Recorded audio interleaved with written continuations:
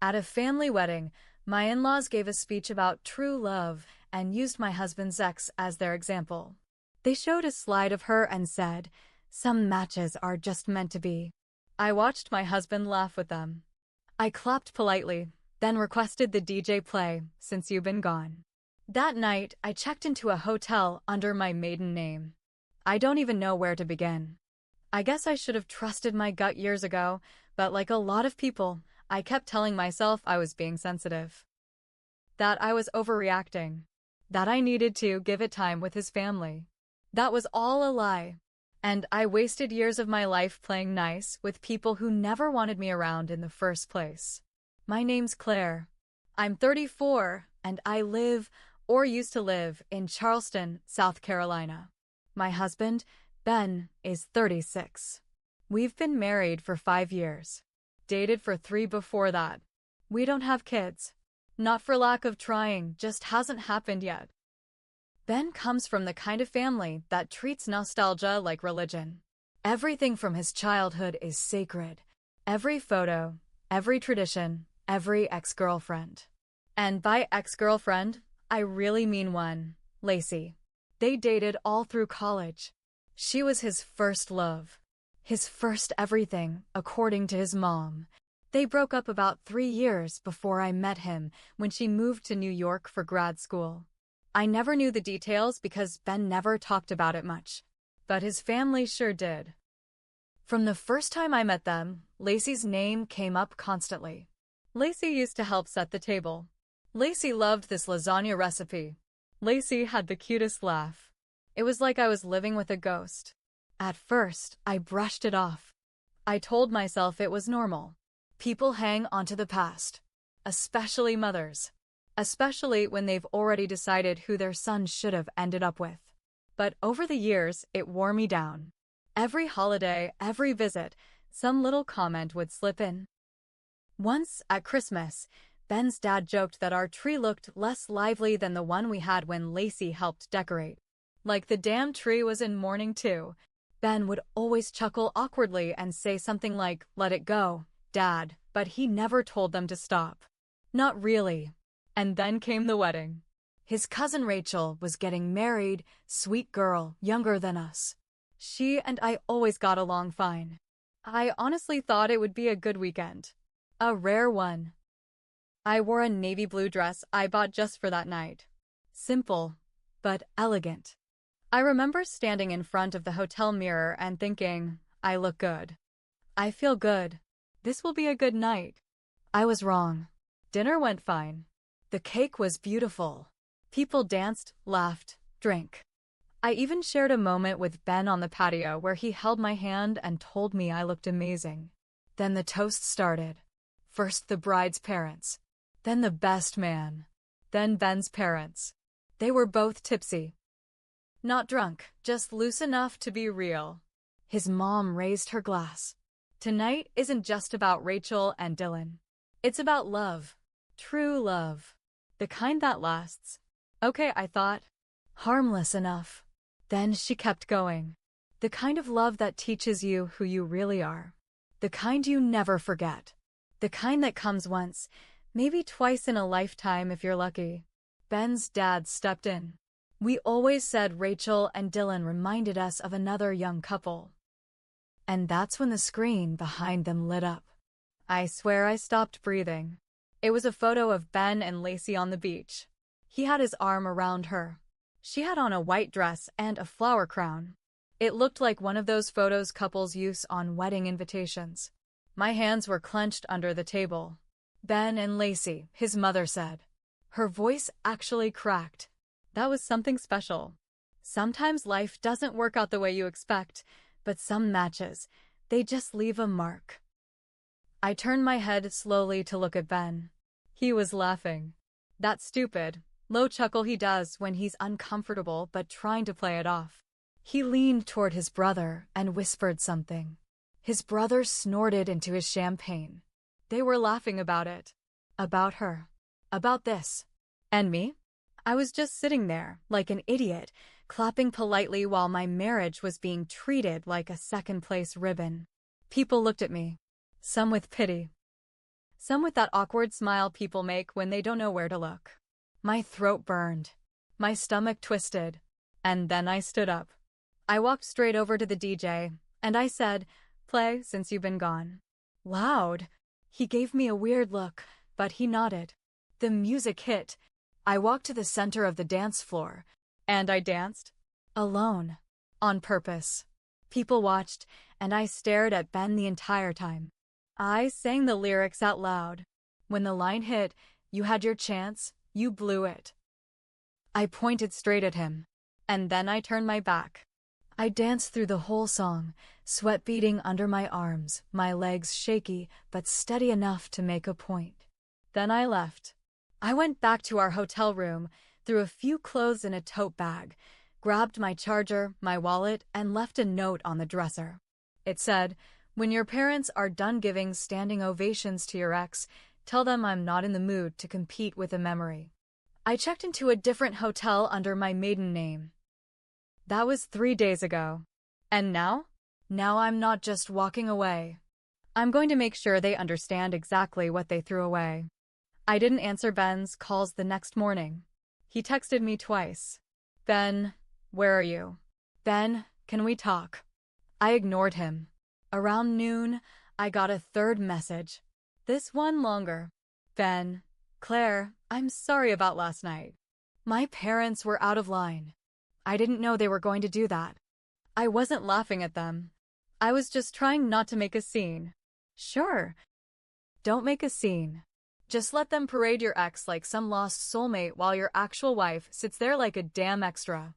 I still didn't respond. Instead, I took a walk. Downtown Charleston was full of tourists, horse carriages, and street musicians. Normal life. Meanwhile, my marriage was crumbling.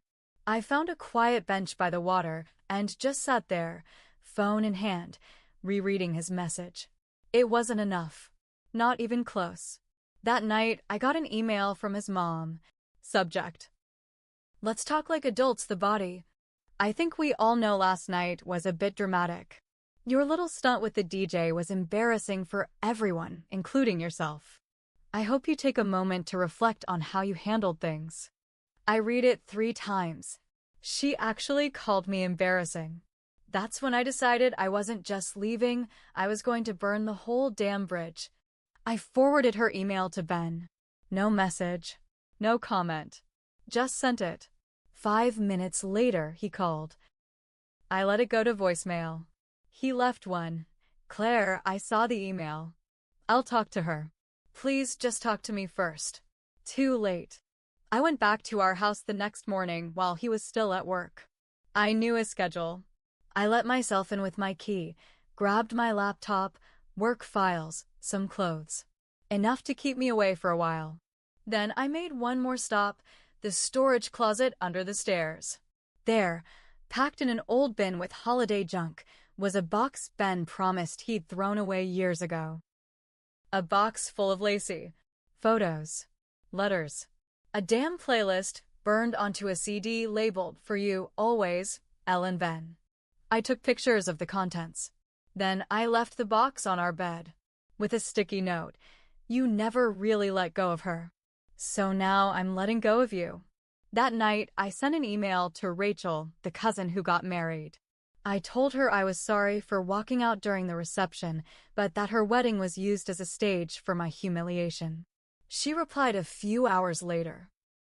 "Claire, I had no idea they were going to do that. If it means anything, I was horrified. You deserved so much better." It did mean something. Because while Ben's family treated me like a substitute teacher, Rachel saw the truth. The next week was quiet. Ben stopped calling. Just sent a few more texts, which I ignored. I met with a divorce lawyer 2 days later. I didn't file anything yet, but I wanted to be ready. Then something happened. Ben's younger brother, Tyler, the one who laughed during the speech, sent me a message. It was a photo, a screenshot of a text thread between Ben and Lacey. Recent, as in last week recent. Ben had messaged her after the wedding. "Crazy seeing our photo up there, LOL. Hope you're doing good. Miss those days sometimes." And she replied, I miss them too. We were a good match. Then a heart emoji. My mouth went dry. Tyler's message under the screenshot. You didn't hear this from me, but you deserve to know. It all made sense now.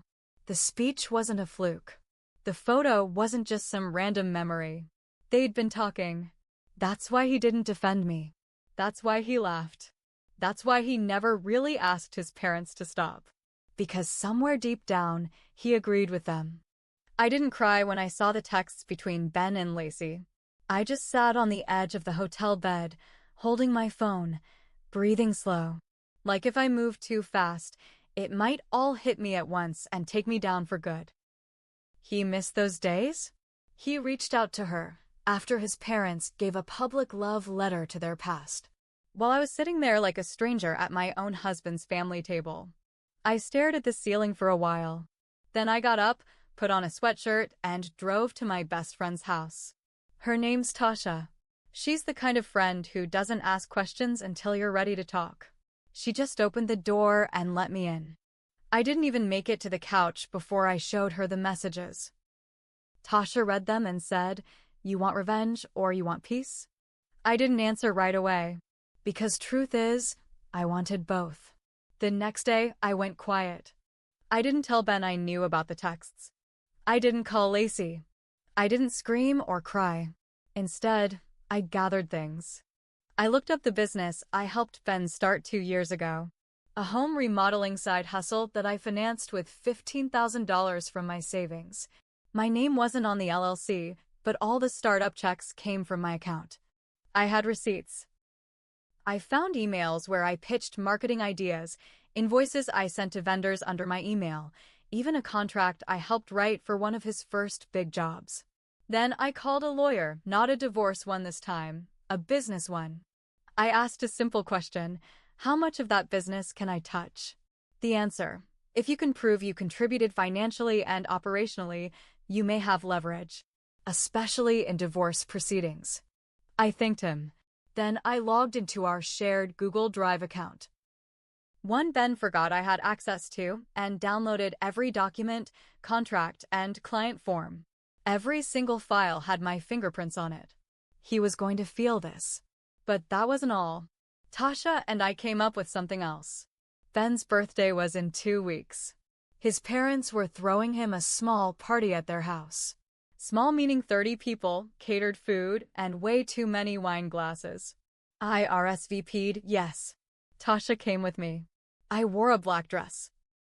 Sharp, simple, and more powerful than anything Lacey ever pulled off in a flower crown. Ben looked shocked when he saw me, like he'd seen a ghost he thought was buried. He pulled me aside after the hugs. "Claire," he said, lowering his voice, "I didn't think you'd come." "I'm not here for you," I said flat. "I'm here for the show." He didn't know what that meant. Yet, halfway through dinner, his mom made a toast. Again. "To Ben," she said, "who has always followed his heart." I raised my glass, smiled politely. Then I stood up. "Actually," I said, tapping my glass, "I'd like to say something too." Ben looked panicked. I cleared my throat. "First, happy birthday, Ben. And thank you all for having me. I know it's been a weird few weeks. I've taken some time for myself, and I want to be honest about something." Silence. All eyes on me. I supported Ben emotionally, financially, and professionally. I helped start his business. I believed in him when no one else did, including, apparently, himself. Ben opened his mouth to interrupt. I held up my hand. "I found the box," I said. "The one with the letters. The CD. The pictures." Gasps. His mom looked confused. His dad looked uncomfortable. "And I saw the texts," I added. "The ones he sent after your little tribute to Lacey at the wedding. So, while you all are busy remembering what could have been, I'll be remembering who he turned into." Tasha stood next to me, arm crossed, my silent backup. I smiled. "And don't worry. I'm not just leaving. I'll be taking my part of the business I helped build. And maybe a little more, depending on how generous I feel." Then I raised my glass. "To true love and knowing when to walk away from people who never really chose you. I left before they could react, then followed me outside, begging for a second chance. He swore the messages to Lacey didn't mean anything. He said he was just feeling nostalgic. I turned to him, calm and cold. You want nostalgia? Go call Lacey. I'm busy living in the present, without you. Ben didn't follow me to my car that night. He just stood in the driveway, watching me walk away again. But this time, it wasn't a hotel I was heading to. It was a new apartment, my name only. 2 bedrooms, hardwood floors, no memories of him anywhere. Over the next few weeks, he tried. He called, emailed, sent flowers to my office. He even showed up once, but Tasha met him at the door and told him I wasn't interested. And I wasn't. Because the damage was done. Not just by him, but by me too. See, I spent years ignoring my own instincts. I let his family disrespect me in small, constant ways because I was scared to rock the boat. I stayed quiet to keep the peace. I told myself love was enough. But it wasn't. Love without respect is just slow heartbreak. And I was done bleeding for someone who barely looked back. So I went through with the divorce. And I went after the business. My lawyer sent Ben a formal request to review the financial records. We backed it up with proof of every dollar I contributed. I didn't want half. I wanted what I put in, plus damages for breach of verbal agreement. Ben fought it. He called it spite. I called it closure. We settled. He paid me $21,000 and signed over a few client leads I brought in during the early months. I sold those to one of his competitors. And I wasn't done. I sent his parents a copy of the settlement agreement. Just a simple scan, no message. A week later, his mom emailed me again. I hope you feel better now. I replied, once. I feel free. Lacey never came back to Charleston. I don't know if she and Ben talked more after that, and I didn't care. She was never the real villain. She just haunted a house I lived in. But Ben? He was the one who opened the door and invited her in. Months passed. I started dating again, slowly, carefully. One night, Tasha and I were out downtown, laughing over drinks, and I spotted Ben across the bar. He looked tired, thinner. He saw me too. We didn't speak. He just gave me a little nod. I gave him nothing back. Because some men don't deserve a wave. Some memories don't deserve to be kept warm. And some women like me don't come second to anyone. Not anymore.